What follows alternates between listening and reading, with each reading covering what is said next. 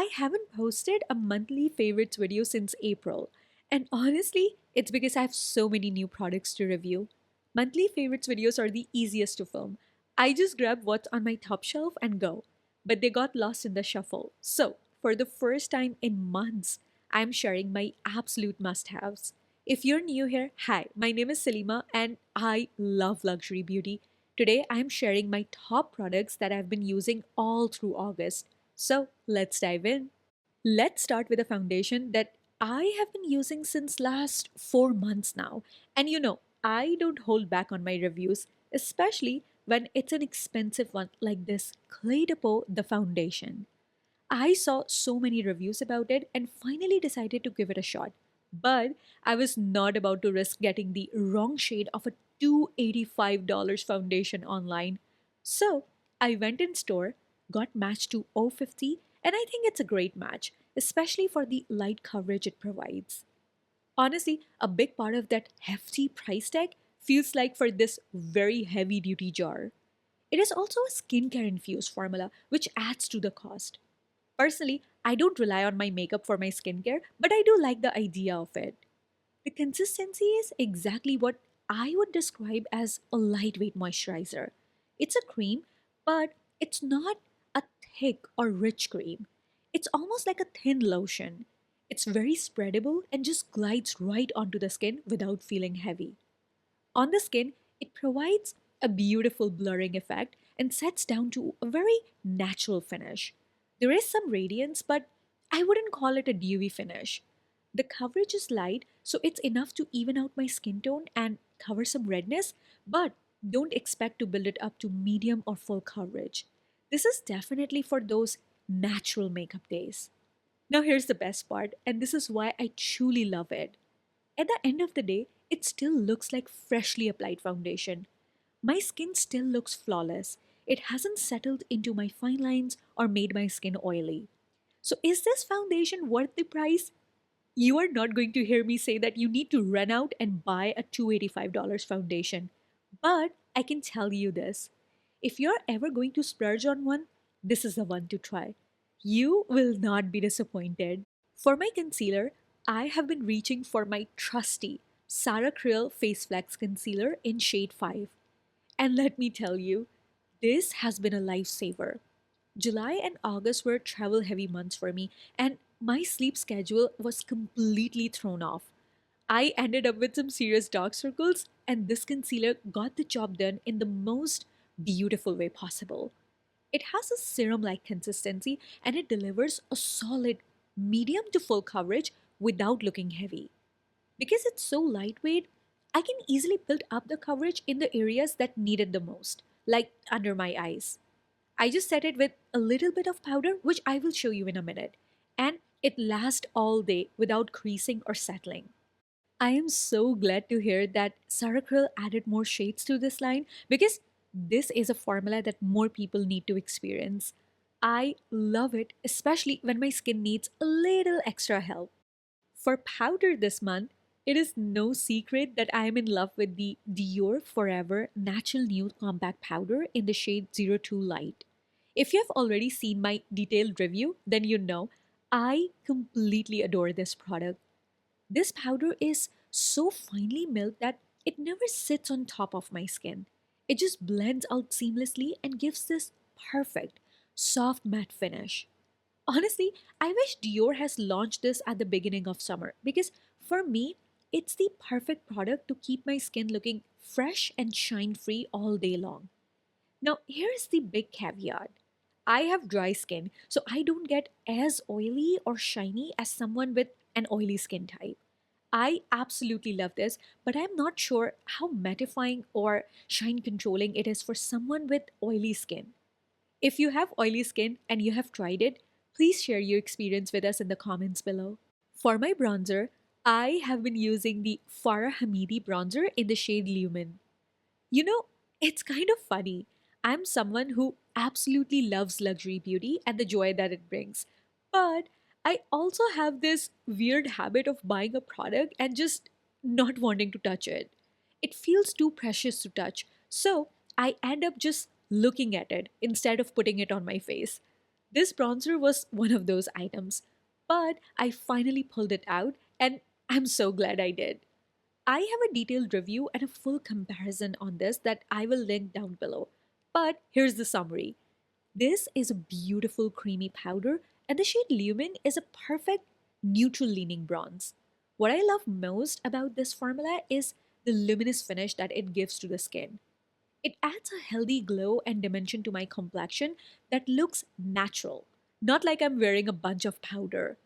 The one downside is how little product you actually get for the price.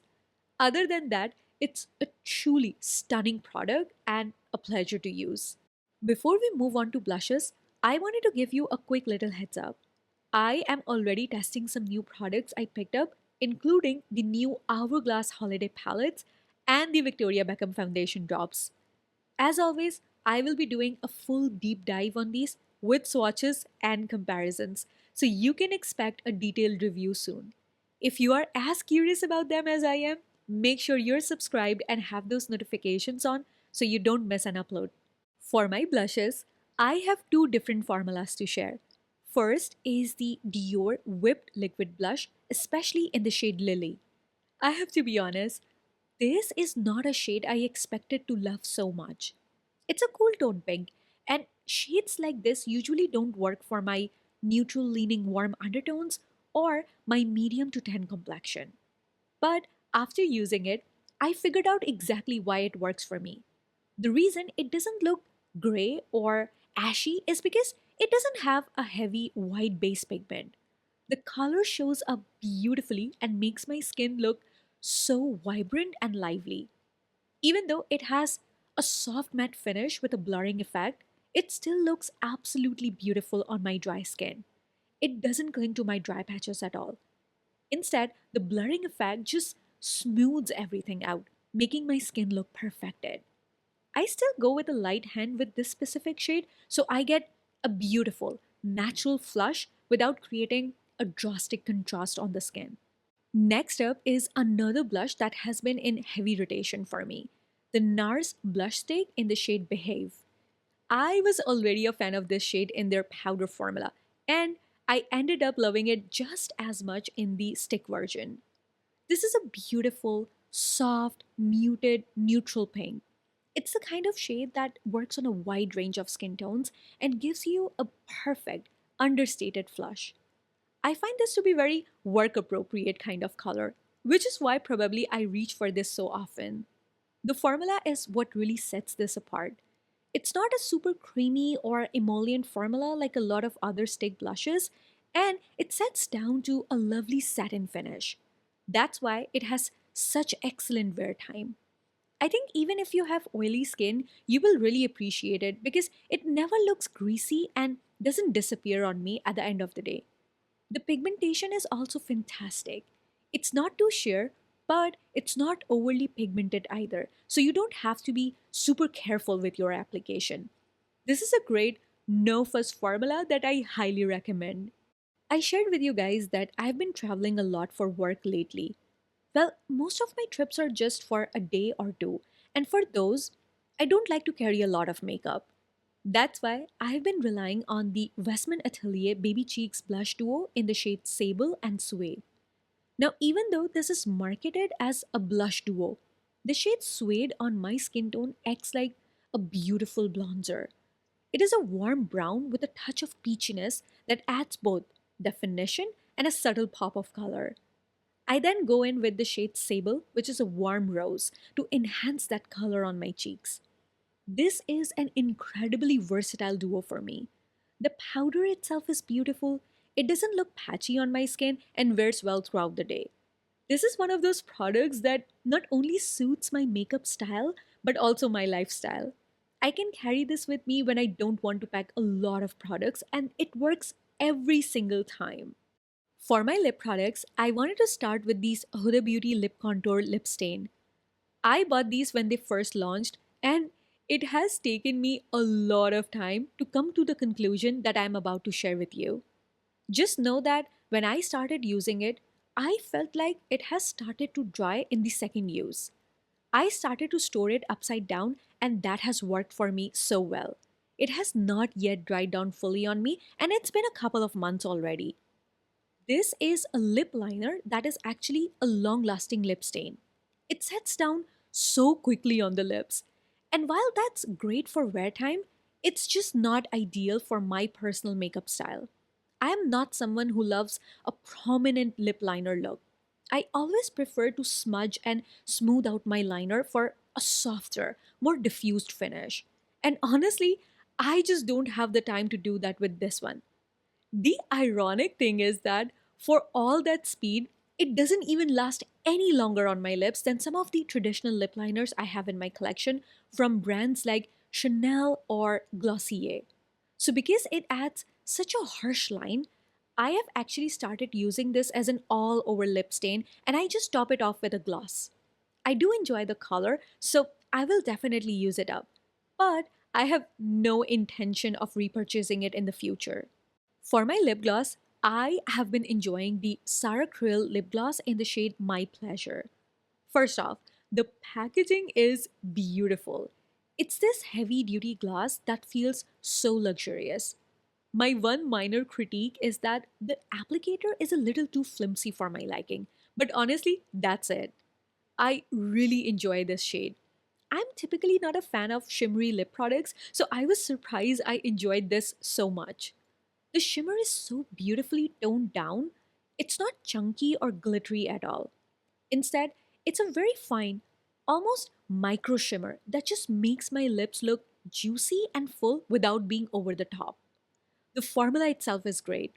It's not a thick or goopy lip gloss, and it's not sticky. It's lightweight enough to add a nice layer of hydration, but has enough grip that it doesn't slip or slide all over my lips. Honestly, I really like it and I highly recommend it. For lipstick, I have been enjoying this Clé de Peau satin lipstick in the shade 24 Amberkiss Pansy. This is a new shade that they added to their line, and this formula is one of the most comfortable and nourishing I have tried in years. It has a beautiful sheen to it, but it is not a glossy lipstick. The color lasts on my lips for a solid 5 to 6 hours with moderate eating and drinking, and wears off beautifully without getting patchy. The shade itself is a soft, earthy brown with a hint of terracotta. It's an everyday color for me that complements my complexion perfectly without being too bold. And for a real glossy, juicy lip moment, I have been reaching for these Dior on-stage lipsticks. This is a high shine formula with incredible longevity. But keep in mind that the glossiness will fade rather quickly. The color, however, stays put beautifully, even through eating and drinking, and it keeps my lips feeling moisturized, which is a big win.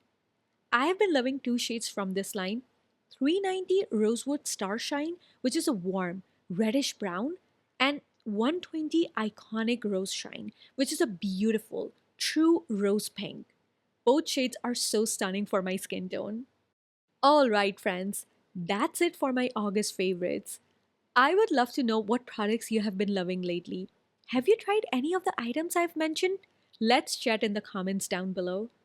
As always, stay happy, stay healthy, and safe wherever you are in the world, and I will catch you in my next one. Bye for now.